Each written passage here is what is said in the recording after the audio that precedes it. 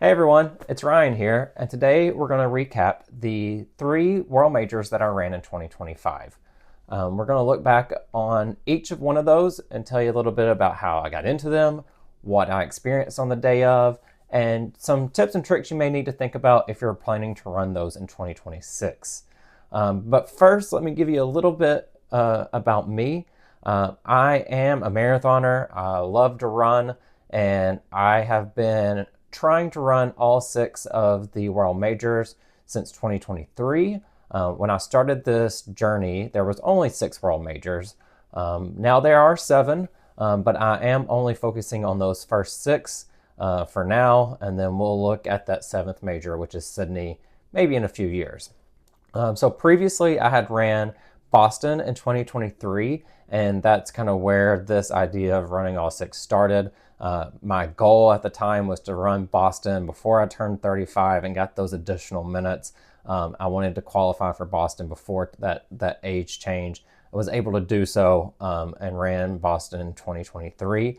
I ran Boston in 3 hours and 3 minutes and 34 seconds, and I was super ecstatic with that time. It wasn't a sub 3, but it was my first World Major. It was my first marathon of this size and this caliber. And so I was super excited to just be in that 3 hour mark. In 2024, I ran Chicago. I ran Chicago in 2 hours and 54 minutes and 47 seconds. And so that was a really exciting race, super flat, really fun race if you're looking for something in the States. Let's switch gears and head off to Japan. I had never been to Japan. I've always wanted to go to Japan. So adding this marathon under my belt was a huge accomplishment, and I was really excited for it. The way I got into Tokyo, I entered through the general lottery. I was also a One Tokyo Global member. Through that membership, which I think is about $80 a year, I was able to get a second entry into their general lottery. I did luck out and get in through the second entry.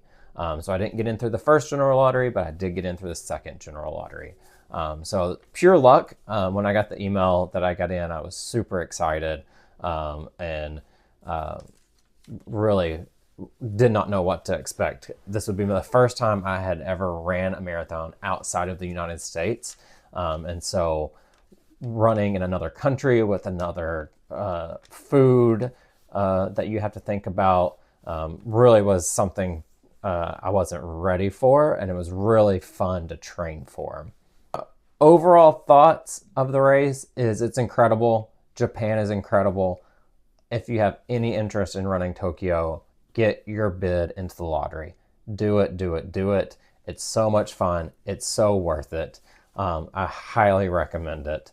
My goal was to run this in 2 hours and 54 minutes or better. I wanted to go below Chicago. Really, really wanted to. Really trained well in the spring for this. It was the perfect time of year to train. It was really the perfect weather, and so I really was hoping for 254. The day of the run, I ran in Nike Alpha Flies. I had ran in those previously, so nothing new there, but I was a Nike Alpha Fly runner for Tokyo. On race day, something to know about Tokyo is that it starts in one location and ends in a different location. But I had stayed close to the starting line. I was probably a 15-minute walking distance to the starting line, and getting to the start line in Tokyo was probably the easiest marathon I've ever got into, to the starting area. Chicago's nice because it starts and ends in the same spot, so it's super easy. But Tokyo's logistics and signage and directions was some of the easiest I've ever been through, and made it super easy to find the starting line. You didn't have to get there really, really early. It wasn't stressful. The starting line also had hundreds, I mean thousands of porta potties. There was no shortage of toilets. It was probably the most toilets I've ever seen in a World Marathon Major. And so you really had no issue of going to the restroom before the race. One thing Tokyo stresses is that you cannot urinate publicly. If you've ran any marathon, you know the men and even the women like to urinate publicly right before the race. And Tokyo has a strict rule that you are not allowed to, or you will get disqualified. But they made up for it with the amount of bathrooms. And so, starting line, super easy, nothing crazy there. It's a really fun and exciting start. And kind of it just, you feel the energy of a very multicultural world major. People from everywhere are at this major, and it's just really exciting. The day of the race, though, was unusually hot for Tokyo. If you've seen any reports of World Marathon Majors this year, they're all hot. Tokyo is no exception. It was super hot. Tokyo was really, really warm, which affected overall performance, and I had to be mindful of how much water I was intaking. I ran Tokyo in 2 hours and 56 minutes and 22 seconds, so I was shy of my goal, but not by a lot. I was totally happy with that performance. There were several things that happened throughout that race that really, maybe if I knew more ahead of time, I could have prepared for, and some of those included, there's very few mile markers at the Tokyo Marathon. I was told kind of going into it and from other people that had ran it that mile markers were like every 10 kilometers or so, and you would see them, but that didn't happen. I saw a mile marker at mile 10. I saw a mile marker at mile like 20 something. That were the only 2 mile markers that I saw the entire race. Everything else was 100% in kilometers. I don't know kilometers. I've always attempted to learn kilometers before a race, and I just end up not doing it. I don't have the bandwidth to learn kilometers, but also train for a marathon. So I did not know kilometers. I made a terrible mistake early on, probably mile 5 or 6. I did stop to go to the restroom on the course, and while I was in the restroom, I think my watch paused, hit my leg. I don't know what happened, but it paused. I had no idea that it paused. I restarted the race, and by mile 10, I kind of looked down to see where I was at, and it still said I was at like mile 4 or 5. It had never restarted. I had no idea. So for the majority of the race, I was running without having any idea where I was on the course, for sure, because I don't know kilometers. I also had no idea what pace I was running. So for all intents and purposes, I ran Tokyo pretty much blind. I ran it without knowing what my pace was. On the bright side, it allowed me to really enjoy the run and enjoy the scenery. I wasn't super focused on pace, but it is something to be mindful of, that Tokyo is basically all kilometers. So prepare for that ahead of time. Tokyo also, because it was so hot, water was hard to come by. So you really had to plan out your water stops really strategically. I was early in the pack and didn't have issues with having water, but from friends and people that I met that had ran later in the pack, access to water was really scarce, because it was really unseasonably hot. So being mindful of the water situation. Tokyo is really, really flat, which is great. It's a really enjoyable flat course, but Tokyo isn't the most loud course. So one thing I would be mindful of if you're running in 2026 is that Tokyo isn't loud. It's not, it has people pretty much the entire course length, but it doesn't have loud people the entire course length. There are times where it's quiet, you'll see people, or maybe it's just a band performing. So if you're someone that relies on the crowd to kind of get you through, especially those last few miles, it's not super loud. My last and final tip for Tokyo is to make sure you have a plan to meet your family and friends after the race. The course ends kind of in just almost feels just like a street. It doesn't end in a park or a very big location. And the course kind of just funnels you out back into the street, into the public. There is a designated race finish party, but I can never find it. I can never figure out how to access it. I had exited the race, and to get to the finish party, they told me I had to be on the other side of the fence. So it was just really confusing, and I could not figure it out. Also, trying to find my family was really difficult after the race. They were on one side, I was on another. We couldn't access each other. I was going through subway tunnels to come out to the other side, and then it was truly really difficult. I think it took probably 30, 45 minutes, maybe even an hour to find my family post race. And you know how it is after a race. You're tired, your legs hurt, you want to sit down. My family had my recovery shoes that I just really wanted to put my recovery shoes on.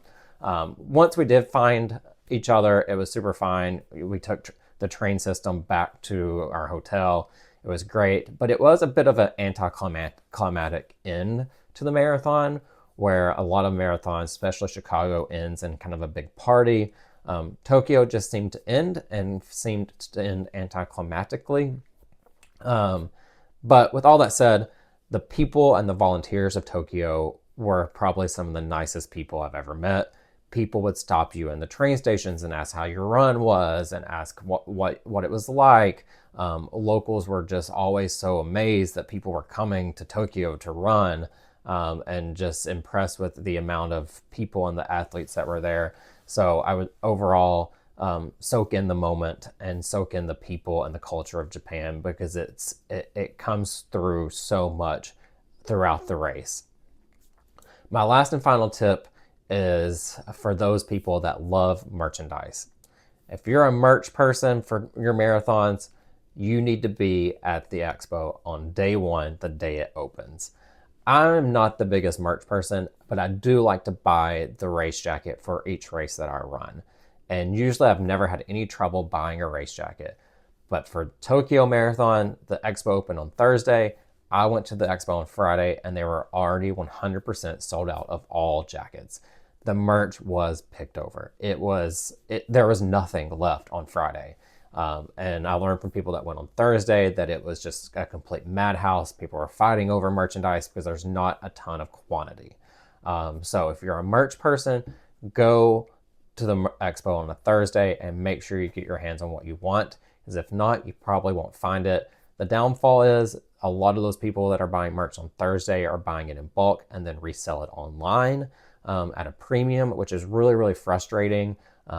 But that is an option. I did end up buying a jacket resale online. Had to pay a little extra for it, but I was able to get one.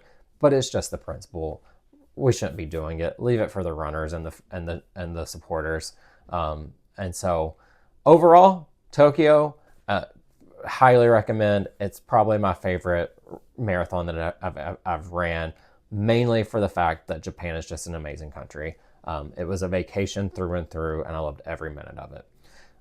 Now we'll move on to race number 2 of 2025, which was the Berlin Marathon.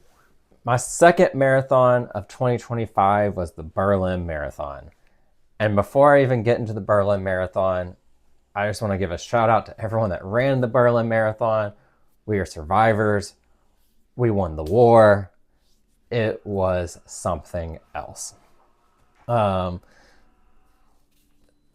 was in September of this year. So I had a pretty big gap between Tokyo and Berlin. But it meant that I was training over the summer. And summer training is tough. It's warm.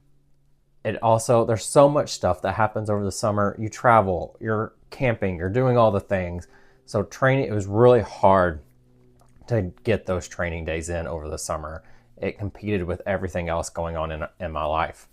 I was able to get into Berlin through Abbott World Marathon Majors does a global Road to the Majors challenge. And essentially, I think it's monthly. You can run a specific distance, and if you do, you get an extra entry into a marathon of your choice. The marathons have different star requirements. So if you have 1, 2, or 3 stars, you get access to different marathons. And so I had entered Berlin while I was training for Tokyo. I had entered for a Berlin extra lottery spot.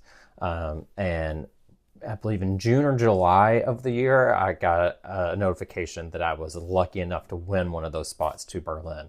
It was the first time I had ever received a spot from the Road to the Majors challenge. I was super excited that they actually do give those spots away. I had entered those so many times. I think I was entering them monthly and would not hear anything. But finally, it paid off and I got a spot.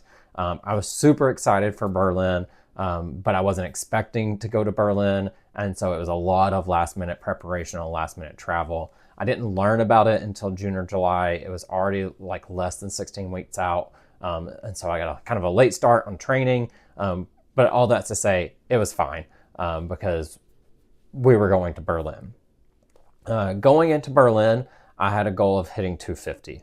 I have really, really, really wanted to hit 250 or less. My personal best was 253. I've always wanted to go sub 250. I don't know what it is. I think it's because I can't get there. I want to do it so freaking bad. And Berlin is known to being pancake flat. It is like the flattest world major. And everyone said, if you can go below 250, you can do it in Berlin. So we set those sights high. We went at it with doing Berlin and 250. I decided to stay true to the shoes I was running in and run a Nike Alpha Fly again. And really trained hard, even through all the challenges, to get to 250. So let's talk about Berlin. Berlin starts and ends in the Tiergarten. Super easy to get in and out via transit, via walking. The Berlin Marathon is super easy to get in and out. But going into Berlin, the weather was looking rough. And I just kept holding out hope that it would shake itself out. But Berlin was something like 80 degrees at the start of the race with 80% humidity, unseasonably warm, probably the hottest world major of the year, maybe one of the hottest Berlins ever. And it took a toll on everyone. It took a toll on myself. It became one of the harder marathons that I've ever run because of the heat. I wasn't ready for it. I don't run in heat enough to be trained for it, and it got to me. Before we go into the details of the heat, I'll just give a little bit of some highlights and some tips and tricks. Again, like I mentioned, starting and ending in the Tiergarten, super easy. I stayed probably like 20 minutes away in Charlottenburg and was able to take the train, and it was super easy. You get off the train and was able to walk to the entrance. It was really easy to get in. I gave myself a lot of extra time and did not need it.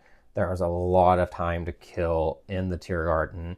I sat under trees. I listened to my audiobook. I kind of just chilled and stretched and warmed up. And it was really nice, actually. It was super, it wasn't stressful. It was one of the least stressful pre-race experiences that I've had. I'm always super anxious before a race. And this one was chill. Everyone was insanely friendly. Everyone was running up and down the Tiergarten. Bathroom-wise, it didn't matter because everyone was using the bathroom in the park, in the garden behind trees. And so there was no shortage of place to use the restroom. Everyone was doing it, male or female or non-binary. Everyone was using their bathroom and doing their business in the woods. So in that case, super, super easy pre-race. Starting of the Berlin Marathon is probably one of the coolest experiences of any of the world majors I've had. They have a lot of traditional chants and claps and starts, which is really fun. They have big fireball cannons that go off and giant screens so you can see everything that's happening. It was really electrifying. It really got you in the moment. It really, I think everyone around you would feel really great about it, and it was just really cool. Starting Berlin, I was like, oh yeah, we got this. But then came the heat.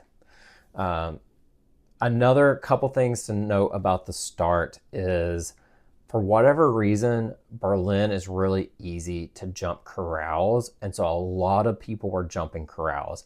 I had 2 or 3 people standing next to me at the start that were in some of the like last corrals, like K and after. They told me that their average time was like a 6-hour marathon, but they were in corral 3. I think I was in corral C with me.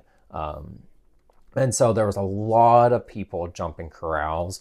I think a lot of people were jumping corrals because they knew it was going to get hotter throughout the day, and so they were trying to beat the heat. But because of that, that made the start kind of frustrating. I kept getting like, and it wasn't just me; it was a lot of people, and it was a common talking point in the early corrals. We kept getting stuck behind people running like 9-10 minute paces when I'm trying to run a 6.5 or less pace. So that was frustrating. I guess it's common in Berlin. I heard that over and over, that it's commonplace to skip corrals. So just be mindful of that. Keep an eye out for your surroundings, especially if you're trying to sprint at any point. There was a lot of people that made the race harder than it actually needed to be. Berlin is pancake flat, and it truly lives up to its name of being pancake flat. I wish I could go back and run this race again because it is so flat. Because I truly think, looking back on it, with perfect conditions, I could have hit my goal time of sub 250. But with the heat and everything that went into it, my final time was 3 hours and 17 minutes. And when I tell you, I was happy to say I had finished it. I was happy to get the medal, but I was pretty disappointed in myself. It was a rough marathon for me. The heat was awful. I've said it. It was bad. One of my biggest tips and tricks, if you're running in 2026, that you need to know, Berlin only has water and tea at the aid stations. They don't have anything similar to Gatorade. They don't have any electrolyte drink. It is water and tea. I train with Gatorade, and so taking water constantly, I could tell real quick it was not settling well with my stomach. I definitely kind of got that water stomach that you get when you intake too much water. It didn't sit well with me, but I was either taking in water or I was taking in tea, and tea was scary. I didn't know what it would do to me, so I took in water.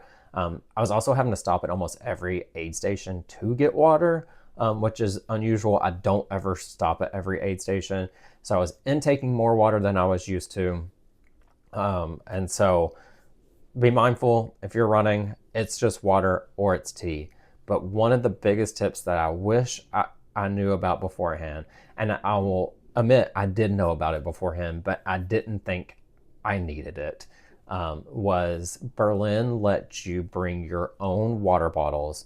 Just like the elites, you have your own water bottles at stations that you can pick up. You bring however many you want. You decorate them so you know which one's yours, and they will have stations set up with your own water bottles. So that allows you to avoid the giant aid stations and go straight to a station that has your own water bottle. My takeaway from Berlin is I want to do it again. I need to redeem myself. I did look out and get one more marathon this year, which was the New York City Marathon in November. And let's jump to New York. New York City was not on my radar for this year at all. I have entered the New York City lottery endless amount of times. I have never once lucked out on a spot. I've time qualified for New York City and still have never lucked out on a spot. So New York City was not on my radar. I also did not enter the lottery for New York City in 2025 because my husband and I were expecting our first child via surrogacy. was due in late September, October. And so I just did not think a run in November was even an option.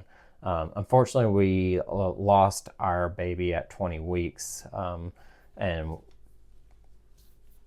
wasn't expecting to do any races this fall. But because of this change in our life, that our plans changed and life changed, New York opened up for me. So let's get into New York and how I got in and all of the details. New York was in November, and it was exactly 5 weeks after Berlin.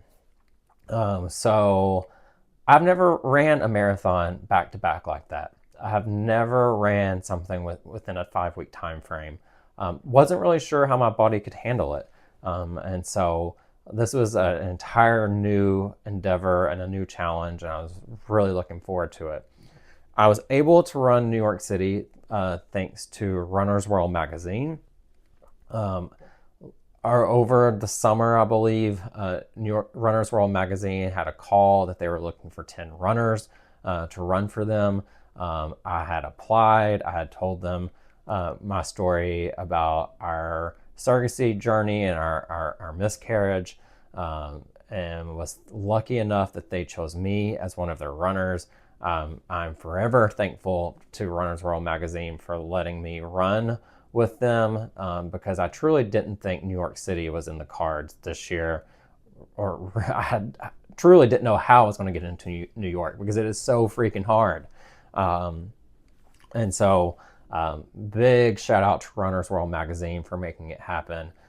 It truly capped off my year, as became one of the highlights of my year for New York, because I love New York City. It is such a great place, and to be able to run it was really exciting. So going into New York City, 5 weeks after Berlin, 5 weeks after my crash out, I truly was like, I don't even know if I can go sub 3 again. I don't even know if my body can go sub 3 again. I just failed miserably at Berlin. What can my body do in the next 5 weeks' time? So I just set myself as a goal of running sub 3. I was like, let's go sub 3. Let's redeem ourselves from Berlin. Let's go sub 3. The 5 week training cycle actually went really well. I felt good. I felt like my body felt even more ready than it had for Berlin.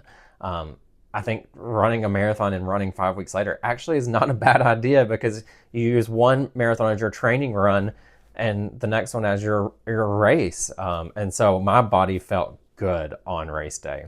I was ready. I was determined to go sub 3. I did finish the race in 2 hours and 56 minutes and 43 seconds. And so I did succeed of that sub 3. I was pumped. I was thrilled. I was so happy to be sub 3. I was so happy with my time. I was so happy with my time on a hilly course. New York City is super hilly. So let's talk about race day and the course and everything you need to know for New York City, because it's kind of a monster. Like, New York is kind of a lot to deal with on race day. First off, it is hilly. It is a hilly course, so you've got to plan for that. The hills are kind of bad, but as someone that runs daily in Seattle, Washington, the hills aren't that bad. They're just long. They're long hills. So the hills didn't scare me. Getting to the start of the marathon was not terrible.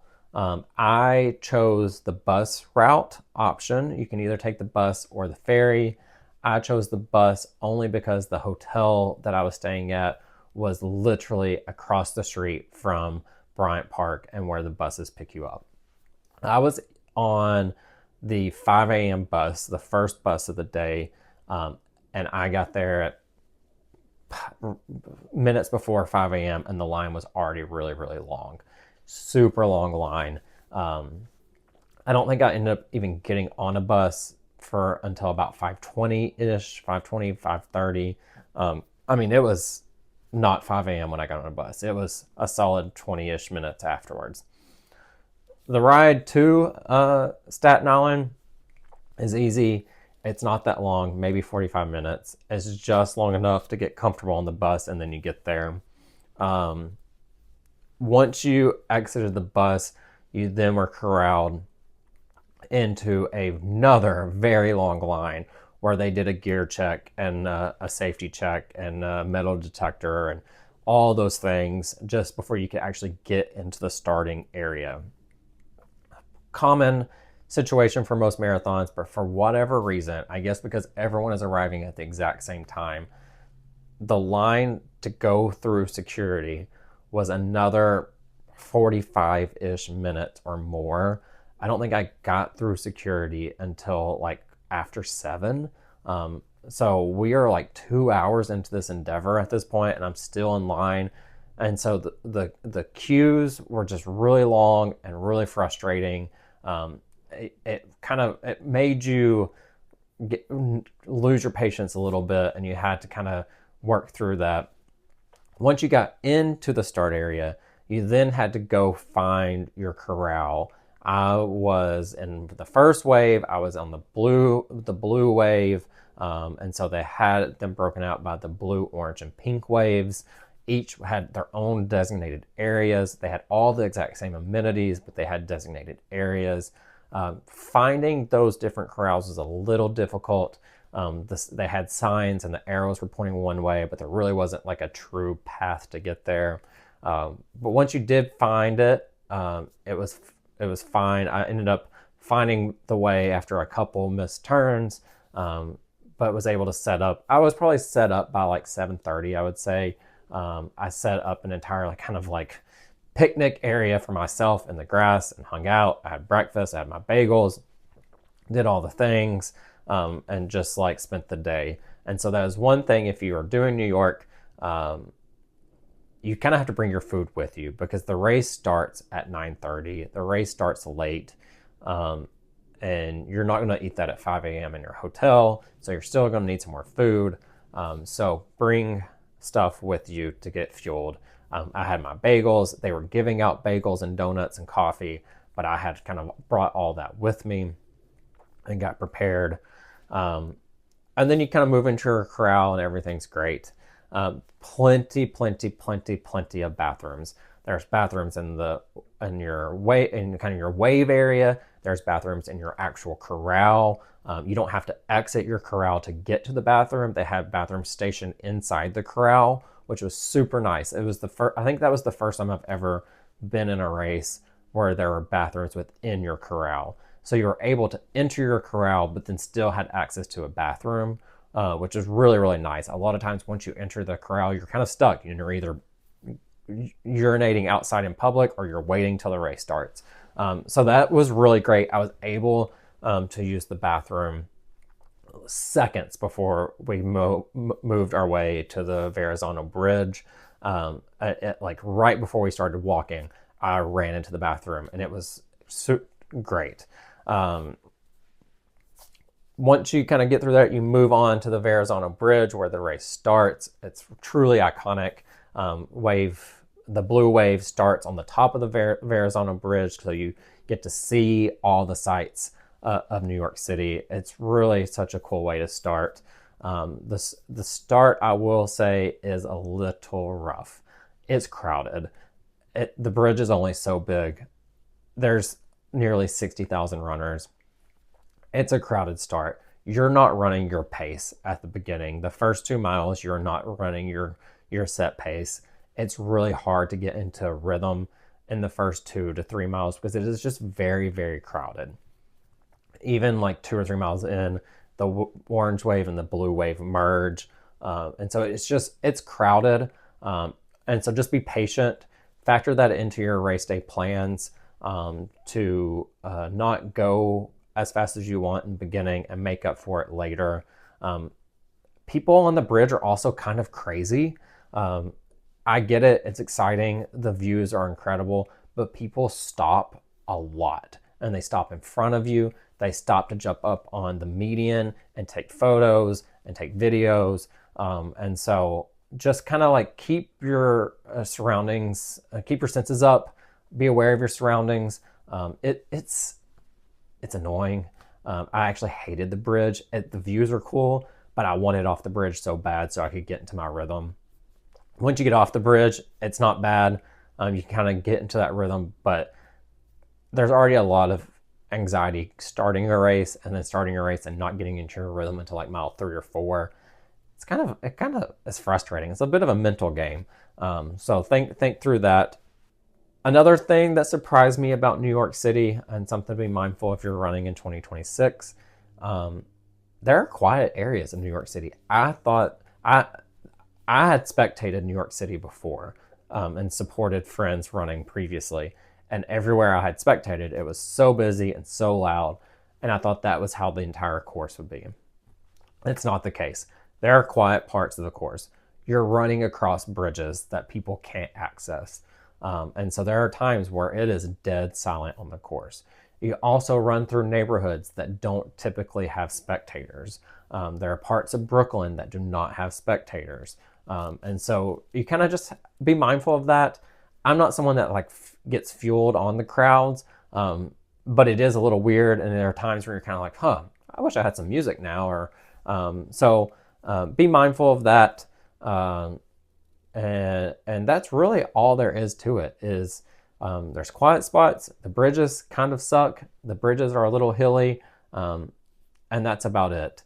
The last 2 miles of the race are kind of this slight uphill running along Central Park and into Central Park, and you're kind of doing this little uphill dance. And it's so annoying because you're in Central Park and you're so close to finishing. But you'll get there. You just got to push through. I would say I felt great for the entire race until about mile 24 or 5, and I was really starting to feel it. It was really starting to get in, the fatigue was setting in, and I was like, ooh, and it's hilly, but it works out. I ended up running New York in 2:56:43, so I got that sub 3 goal. I ran in the Saucony Endorphin Elite number 2. I think this is their second version of it. This shoe, it's a really cool looking shoe. I love the look of it. It's an interesting shoe. It is super squishy. It feels like a cloud. New York, once you finish, be mindful. You've got to walk a ways out of Central Park before you actually get to exit. The exits are kind of weird where they're marked. They're not always open, and some are for specific runners. So you kind of just have to plan that accordingly. I didn't have trouble other than I had to walk further than I wanted to walk to be able to meet friends and family, but was able to do so pretty easily. And then we got brunch in the Upper West Side before ever heading back to the hotel, which is super fun. And so New York is incredible. Highly, highly recommend it. I mean, it's New York City. What's not to love? New York City is one that I really want to do again as well, just for the atmosphere of it. I'm definitely entering the lottery for 2026 and really hope I can get in. And so that's it for my recap of Tokyo, Berlin, and New York City. I ran all 3 this year. I'm very grateful to do so. I had an amazing time running all 3. And if you have any questions, feel free to comment them. I'll try to answer them. And I'll keep kind of following up with some of those questions. If there's anything you want to know about race day or how to plan for the running in a different country, let me know. Super happy to answer because I kind of just went out this on my own, which is really exciting and fun, but also can be daunting. And so up next in April of 2026, I'll be running my 6th World Major, which is London. I'm getting my 6-star medal. I actually got the email yesterday that I'm approved for my 6-star confirmation, which is really exciting. I don't know what I'm going to do after that, but stay tuned for some updates for London and some recaps in 2026. I hope you all have a wonderful and happy New Year.